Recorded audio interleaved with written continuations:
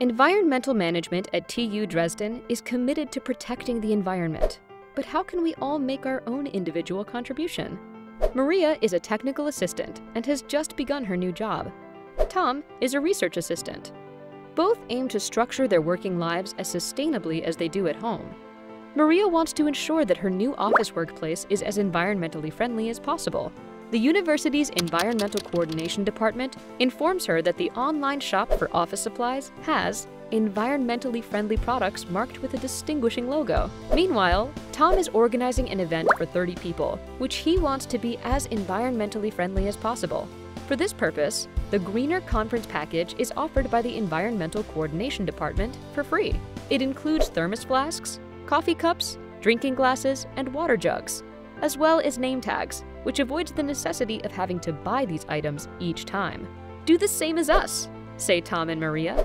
There are numerous ways in which each individual can achieve a lot with relatively little time and effort. The Environmental Coordination Department will help. TU's Mach MIT Environmental Management program issues specific advice and recommendations covering many areas of work life. It is no coincidence that TU Dresden is one of the first universities since 2003 to have received EMAS, Eco Management and Audit Scheme accreditation from the European Union.